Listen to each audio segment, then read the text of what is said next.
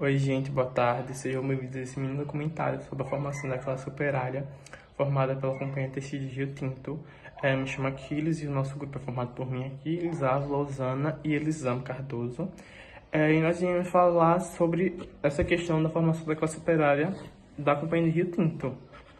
A história de Rio Tinto na Paraíba ela está diretamente ligada na Companhia de Tecidos de Rio Tinto, que até então, durante o século XX, quando ela foi fundada, ela foi uma das maiores indústrias têxteis da América Latina e principalmente do Nordeste. Ela foi fundada pelos Lundrigs, em que eles tinham a indústria aqui em Rio Tinto, quando eles compraram diversos hectares de terra, mais de 600 quilômetros, algo assim. Eles fundaram a fábrica, que transformou não só a economia, mas como a organização social e o modo de vida que a população local passou a viver. A fábrica ela abrigou diversas pessoas, ela trouxe pessoas de fora do Brasil, de diversos cantos do Nordeste, principalmente daqui, da Paraíba.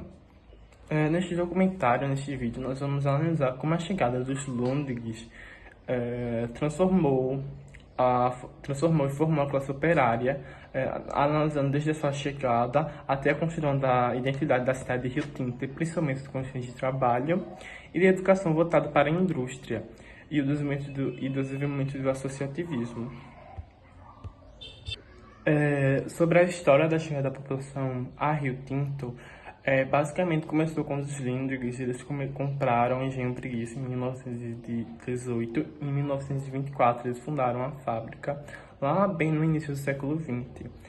A instalação da companhia de tecido em Rio Tinto ela provocou um intenso processo de migração, como eu tinha falado, de diversas pessoas do mundo e do Brasil. Pessoas vindas de diversas regiões de Paraíba e também de estados vizinhos como Recife, Natal, eles passaram a enxergar a fábrica como uma oportunidade de emprego e de melhores condições de vida. Esse movimento populacional fez com que Rio Tinto crescesse rapidamente e se tornasse reconhecido. É uma cidade bastante reconhecida. A empresa ela construiu bairros, casas para os trabalhadores e ela investiu principalmente na infraestrutura urbana. Rio Tinto foi uma cidade bastante projetada, pois eles viam Rio Tinto como lucro, não só como uma cidade que eles fizeram, eles viam mais como um lucro mesmo. Então Rio Tinto foi bastante projetado, tinha chafariz, tinha horário. Basicamente a vida da população era em torno da fábrica, até os chalés que tinham eram feitos especialmente para os trabalhadores morarem enquanto eles trabalhavam. A fábrica tornou-se o principal agente de desenvolvimento da cidade. Assim, a fábrica não gerava apenas alguns empregos, mas também ela organizava uma ocupação do espaço urbano. Ela não gerava só você vem trabalhar e pronto, e acabou. Não, tudo girava em torno da fábrica, desde a hora de dormir, de acordar, os filhos que você tivesse também iam trabalhar na fábrica. A educação que se tinha, não importava se os filhos eram homens ou meninas, iam trabalhar na fábrica. Rio Tinto se tornou uma cidade industrial. Olá, gente, me chamo Ávila e vou apresentar a agregação populacional e as condições de trabalho.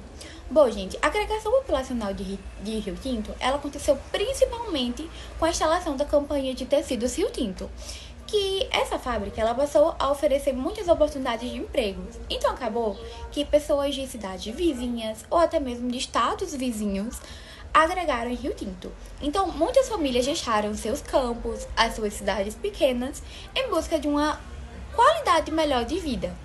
E quando chegaram na Rio Tinto, encontraram essa companhia, né, uma chance de trabalhar, de ter um trabalho e ter uma estabilidade financeira.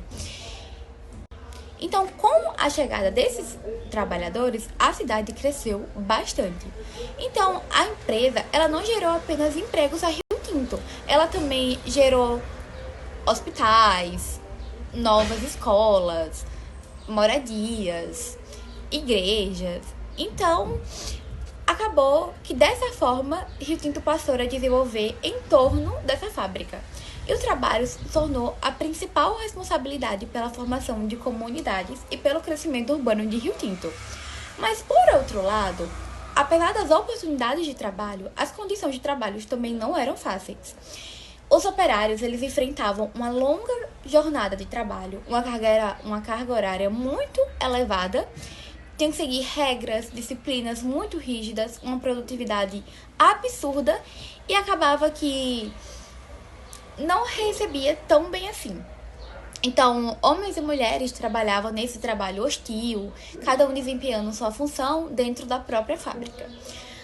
Então, além disso, tinham os direitos trabalhistas, que eram muito limitados num período. Então, como eu falei, eles trabalhavam muito e ganhavam poucos, então eles conviviam com os salários baixos, não tinha segurança no ambiente de trabalho. As cargas que eles pegavam eram muito elevadas. Chegava a ser absurdas para um ser humano sozinho poder carregar aquilo. E mesmo enfrentando todas essas dificuldades, os empregos da companhia eram muito valorizados, porque garantia a renda e ajudava o sustento de muitas famílias. Assim, podemos concluir que a campanha de tecidos Rio Tinto teve um papel muito importante na história da cidade de Rio Tinto. Ela contribuiu tanto para o crescimento da população, tanto para a formação de classes operárias no contexto de trabalho, mas assim, foi marcada por condições e desafios muito difíceis para aquela época. Me chamo Osana e eu vou falar um pouco sobre o associativismo. Com o crescimento da classe operária, surgiram associações formadas pelos trabalhadores para defender seus direitos e buscas melhores para as condições de trabalho. Além dessas reedificações, essas associações também promoviam atividades esportivas, culturais e sociais, fortalecendo a união entre os operários e a comunidade. Dessa forma, o associativismo foi muito importante para aumentar a participação social e desenvolver a consciência coletiva dos trabalhadores, né? E para concluir o nosso trabalho, a Companhia de Tecidos de Rio Tinto teve um papel fundamental no desenvolvimento da cidade e da região.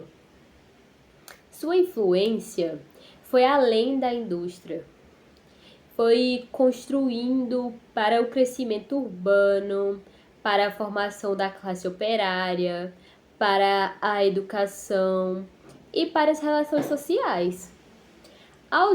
Ao estudarmos esse processo, percebemos como o trabalho, a educação e a sociedade estão diretamente ligados e como a industrialização transformou a vida de pessoas e de todos, né?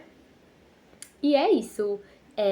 Muito obrigada pela atenção e uma boa tarde. Olá, me chamo Elisama e eu vou falar sobre identidade e pertencimento. Com o passar dos anos, os trabalhadores desenvolveram forte identidade ligada à companhia.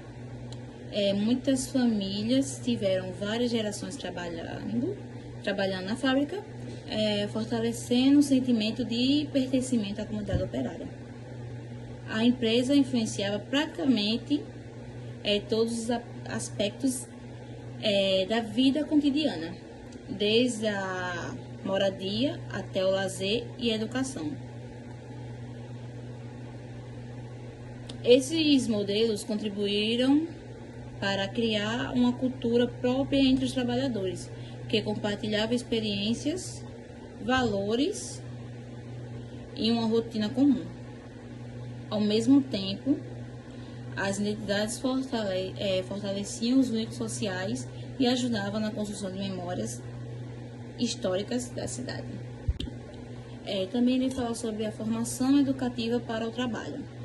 A educação teve um papel fundamental na formação de classes operárias. A companhia incentivava a existência de escolas destinadas aos filhos dos trabalhadores e promovia uma educação voltada para atender às necessidades da indústria.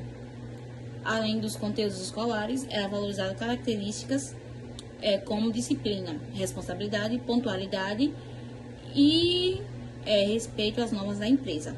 Sobre a perspectiva de dos fundamentos sociohistóricos da educação.